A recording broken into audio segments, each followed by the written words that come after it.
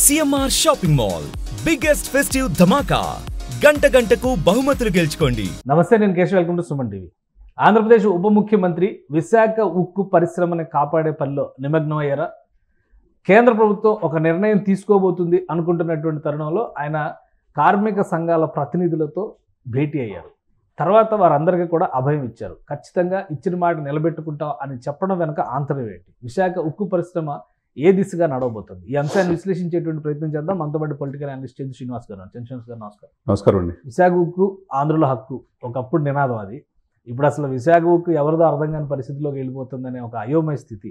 గత ప్రభుత్వం గవర్నమెంట్ పరంగా రిప్రజెంట్ చేయడంలో ఫెయిల్ అయింది అనే విమర్శల్ని విపక్షంలో అప్పుడు ఉన్నటువంటి కూటమి నాయకత్వం సక్సెస్ఫుల్గా ఉపయోగించుకుంది. ఇప్పుడు మళ్ళీ పదే పదే విశాఖ ఉక్కు పరిశ్రమ విషయంలో ప్రతిపక్షాలు విమర్శలు చేయాల్సిన పరిస్థితి వస్తుంది. సో పవన్ కళ్యాణ్ గారి భేటీ ఇలాంటి సందర్భంలో ఎలాంటి ఫలితాలను ఇవ్వబోతుంది?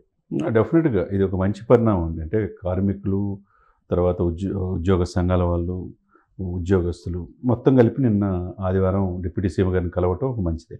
ఎందుకంటే గతంలో కూడా ఆయన అక్కడ గాజువాక ఎక్కువగా విశాఖ స్టీల్ ఎంప్లాయీస్ అక్కడే ఉంటారు, పోటీ చేశారు కాబట్టి ఆ కనెక్టివిటీ ఉంది. దానికి కూడా పూర్తి మద్దతు తెలియజేశాడు.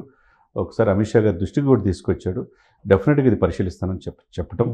ఆ తర్వాత ముఖ్యమంత్రిని కూడా ఆహ్వానించాడు. నేను అపాయింట్మెంట్ ఫిక్స్ చేస్తాను, అఖిలపక్షం కలిసి వెళ్దాం. ఇది అందరి సమస్య, భావోద్వేగంతో కూడిన సమస్య.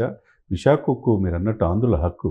32 మంది చనిపోయారు, 16,000 మంది నిర్వాసితులు వాళ్ళ యొక్క భూములు త్యాగం చేశారు. దీంతోపాటు 24,000 వాళ్ళు ఎవరైతే ఉన్నారో భూసేకరణకి అందరూ కూడా ముందుకు వచ్చారు. ఇంత ఈ వ్యవస్థ ఉన్నదాన్ని ప్రైవేటు పరం చేస్తూ ఉంటే మనం పట్టించుకోకపోతే ఎట్లా అన్నప్పుడు గత ప్రభుత్వం 150 సీట్లు ఉండి కూడా 22 మంది ఎంపీలు ఉండి కూడా సహకరించాల ఆ రోజు పవన్ కళ్యాణ్ గారు చెప్పిన ప్రపోజల్కి. తర్వాత ఇప్పుడు కూడా అది మొక్కవోని ధైర్యంతోనే వాళ్ళు పోరాడుతున్నారు. ఆదివారం కలవటం, ఒకవైపు ఏమో షర్మిల గారు చంద్రబాబు గారు ఢిల్లీ వెళ్తున్నారు కదా, ఆయన సంతకం పెట్టాడు, దీని మీద దృష్టి పెట్టాలని చెప్పారు. ఇక మీద మీరు అన్నట్టు వైసీపీ వాళ్ళు విమర్శిస్తున్నారు. అంటే వైసీపీ వాళ్ళు ఇప్పుడు విమర్శించే పరిస్థితి, వాళ్ళు 5 సంవత్సరాల్లో అంతమంది ఎంపీలు ఉన్నప్పుడు ఎందుకు విశాఖపట్నం స్టీల్ని ఆ ప్రొసీడింగ్ జరుగుతుంటే కాపాడలేకపోయారు? వాళ్ళది నిర్లక్ష్యంగానే మనం భావించాలి. ఇకపోతే మీరన్నట్టు 32 మంది చనిపోయి భావోద్వేగంతో, ఇది ఎవరు మర్చిపోలేనిది, హృదయాంతరాల్లో ఉన్నది. మీరు సంఘటితంగా ఉండండి పవన్ కళ్యాణ్ గారు పిలిపించారు. దీనికి తోడు ఏమవుతుంది, అలవెన్స్లు ఏవైతే ఉన్నాయో చాలా నెలల నుంచి రావట్లా. ఇక్కడ ఎంప్లాయీస్ ఎంతమంది ఉన్నారు? 12,500 మంది ఉద్యోగస్తులు ఉంటే 14,000 మంది కాంట్రాక్ట్ కార్మికులు ఉన్నారు. అంటే ఆల్మోస్ట్ 14-12 అంటే 27,500 మంది ఉద్యోగస్తులు ఉన్నారు. వీళ్ళకి అలవెన్స్లు కూడా నెలల నుంచి రాకపోతే వాళ్ళ పిల్లలు, వాళ్ళ జీవనోపాధి ఎలా? ఇవన్నీ కూడా కేంద్ర ప్రభుత్వం దృష్టికి తీసుకొచ్చి, ఎందుకంటే లక్కీగా ఇప్పుడు కూటమిలోని బీజేపీ ఎంపీ నర్సాపురం ఎంపీ ఉక్కు శాఖ సహాయ మంత్రిగా ఉన్నాడు, పురంధేశ్వరి గారు అధ్యక్షురాలుగా ఉన్నారు, పొలిదప్పాలుగా రిప్రజెంటేషన్ వీళ్ళు ఇచ్చారు, వాళ్ళు కూడా పోరాడుతున్నారు. ఏదేమైనా కానీ ఇప్పుడు ఏంటంటే అఖిలపక్షం ఆ రోజు వెళ్ళకపోవటం వైసీపీ చేసిన తప్పు. ఇప్పుడు అది అడిగే హక్కు వాళ్ళకి లేదు. అంటే ఇప్పుడు అసలు అఖిలపక్షాన్ని తీసుకెళ్లే ప్రయత్నాలు ఈ ప్రభుత్వం చేస్తుందా? డెఫినెట్గా చెయ్యాలి. మళ్ళీ రాకపోతే మళ్ళీ రెండోసారి తప్పు అవుద్ది వైసీపీకి. ఎందుకంటే ఇప్పుడు పిలిపించారు, ఇప్పుడు డెఫినెట్గా నేను కేంద్ర పెద్దల దృష్టికి తీసుకెళ్తున్నారు. పవన్ కళ్యాణ్ గారు అపాయింట్మెంట్ అడిగితే కాదనేది ఏముండదు. అక్కడ మోదీ గారు కావచ్చు, అమిత్ షా గారు ఇస్తారు. ఇకపోతే ఉక్కు శాఖ మంత్రి కూడా ఇప్పుడు దక్షిణాది రాష్ట్రాలకు చెందిన వ్యక్తి కుమారస్వామి ఉక్కు శాఖ మంత్రి, సహాయ మంత్రి మళ్ళీ ఆంధ్ర నుంచి ఉన్నారు. ఇప్పుడు రెండు కలిసి వచ్చే అవకాశం. ఆ రోజు వాళ్ళు ఆల్రెడీ విశాఖపట్నం సందర్శించారు. వీళ్ళ మనోభావాలు, వీళ్ళు ఎందుకు చేస్తున్నారు, ఎప్పటి నుంచి దీనికి ఉంది, ఎంత భూమి సేకరించి 16,000 మంది ఆల్మోస్ట్ వాళ్ళు త్యాగాలు చేశారంటే. అంటే ప్రభుత్వం, కేంద్రం ఒకవైపు నుంచి సంప్రదింపుల ప్రక్రియ నడుపుతూనే ఉన్నటువంటి ఉద్యోగుల్ని వాళ్ళందరినీ ట్రాన్స్ఫర్లు చేసే ప్రయత్నాలు చేయడం, అలానే కాంట్రాక్ట్ ఉద్యోగుల్ని ఆపేసేటువంటి ప్రయత్నం చేయడం, ఇవన్నీ కూడా ప్రైవేటీకరణలో భాగం అనేది ప్రధానంగా వినిపిస్తున్న విమర్శ. వీటికి ఇమీడియట్గా చెక్ పడేటువంటి అవకాశం అని ఉంటుంది. డెఫినెట్గా ఏదో ఒక నిర్ణయం ఇప్పుడు తీసుకోవాలా. ఇది ఏంటంటే ఆంధ్రప్రదేశ్లో 1% నుంచి 2% దాకా బీజేపీ ఎమర్జ్ అయింది. సీట్లు 11 పోటీ చేసి 8 దాకా గెలిచారు.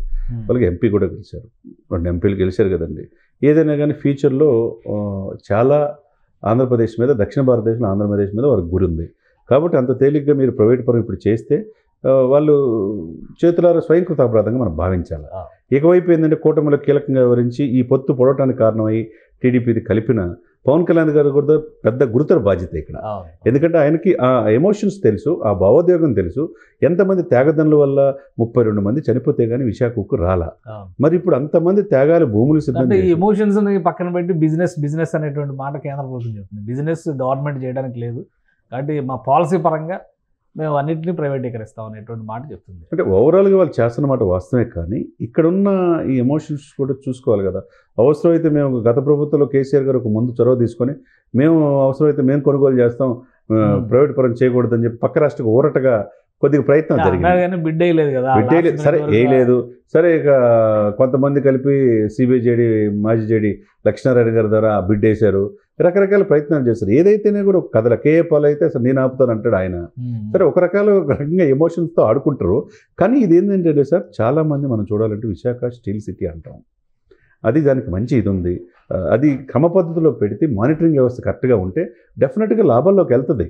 ఇప్పుడు ఇంతమంది త్యాగాలు చేసి ఇంతమంది అమరులు అయిపోయి దాంట్లో పోరాడిన వెంకయ్యనాయుడు గారు మాజీ ఉపరాష్ట్రపతి గారు దాంట్లో ఉన్నాడుగా, ఆంధ్ర యూనివర్సిటీ. ఇందులో భావోద్వేగపరమైనటువంటి అంశాలు తప్పితే లాభాలు ఆర్జించడంలో విశాఖ ఉక్కు వెనుకబడి ఉంది. ఇదే కదా విమర్శ. దానికి సమాధానం ఎవరు ఇవ్వాలి? ప్రభుత్వం ఇస్తుందా? రాష్ట్ర ప్రభుత్వం భరోసా ఇచ్చే అవకాశం ఉంటుంది. ప్రభుత్వం భరోసా ఇవ్వాలి. ఎక్కడైతే ఇది జరుగుతుందో ఎందుకు లాస్ అవుతుంది? కాంట్రాక్ట్ కార్మికుల వల్ల లాస్ అవుతుందా? ఉద్యోగస్తులు వాళ్ళకి జవాబుదారితనం లేకుండా మన జయప్రకాష్ నారాయణ గారు కూడా చెప్పాడు, ఇది ఆర్థిక సరళీకరణలో భాగంగా జరుగుతూ ఉంటాయి. ప్రైవేటు పరం అయితే ఒక అకౌంటబిలిటీ, పారదర్శకత ఉంటుంది. ప్రభుత్వ ఉద్యోగులు కాబట్టి వీళ్ళు పట్టినట్టు ఉండబోబట్టి నష్టాల్లో ఉంటుంది. ఏదైనా కానీ అండి వాళ్ళలో జవాబుదారితనం తీసుకురావడానికి ప్రయత్నం చేయాల్సిన బాధ్యత అఖిలపక్షానికి. అందరూ సుముఖంగా ఉంటే అఖిలపక్షాన్ని వేసి ఢిల్లీ వెళ్ళి రిప్రజెంట్ చేసి డెఫినెట్గా ఇప్పుడు అప్పుడే నేను తీసుకెళ్తాను మీరు రాండి అన్నప్పుడు జగన్మోహన్ రెడ్డి గారు కావచ్చు, వైసీపీ బృందం కానీ రాలేదు. పవన్ కళ్యాణ్ గారి సూచన మేరకు అసలు అప్పుడు తీసుకెళ్లాల్సిన జగన్మోహన్ రెడ్డి గారు, అధికార పార్టీ తీసుకెళ్ళాలి. తీసుకెళ్తే ఇప్పుడు నిన్న కూడా ఆదివారం ఈ యొక్క ఉక్కు కార్మికులు, ఉక్కు ప్రతినిధులతో, ఉద్యోగస్తులతో సమావేశంలో పవన్ కళ్యాణ్ గారు ఒక మాట అన్నారు. ఆ రోజు నేను చెప్పినట్టు ప్రపోజల్ ఏంటి, ఈ రోజు ఈ సమస్య, ఈ బాధలు ఉండేవి కాదు కదా. కానీ ఇప్పుడు మీరు ఒకటిగా ఉండండి, మీరు సంఘటితంగా ఉండండి, మళ్ళీ అఖిల పక్షాన్ని కూడా ఆహ్వానిస్తాం. డెఫినెట్గా నేను కేంద్ర ప్రభుత్వంలో పెద్దల దృష్టికి తీసుకొస్తామని చెప్పి పవన్ కళ్యాణ్ గారు ఏదైతే చెప్పారో, ఎప్పటి నుంచో పోరాడుతున్న వాళ్ళకి ఒక ఉపశమనం అనుకోవచ్చు, ఒక భరోసా అనేది మనం ఈ విషయంలో మనం చూడొచ్చు. రైట్. థ్యాంక్ యూ చంద్ర శ్రీనివాస్ గారు, మీ అభిప్రాయాలు తెలియజేస్తుంది. ఇది విశాఖ ఉక్కును కాపాడేటువంటి ప్రయత్నాల విషయంలో ఆంధ్రప్రదేశ్ ప్రభుత్వం ముందడుగు వేసేటువంటి అవకాశం స్పష్టంగా కనిపిస్తుంది. ముఖ్యంగా అఖిలపక్ష సమావేశం నిర్వహించడం ద్వారా రాష్ట్ర పార్టీల అభిప్రాయాన్ని కేంద్రానికి విన్నవించేటువంటి ప్రయత్నాలు జరుగుతున్నట్టుగా తెలుస్తుంది. దీంతో విశాఖ ఉక్కును కాపాడుకోవడానికి మార్గం సుగమం కావచ్చు అనేది అంచనాగా చంద్ర శ్రీనివాస్ గారు విశ్లేషిస్తున్నారు. ఇది special discussion. Keep watching. Suman టీవీలో మీ పర్సనల్ అండ్ బిజినెస్ ప్రమోషన్స్ కోసం కింది నెంబర్కి కాంటాక్ట్ చేయండి.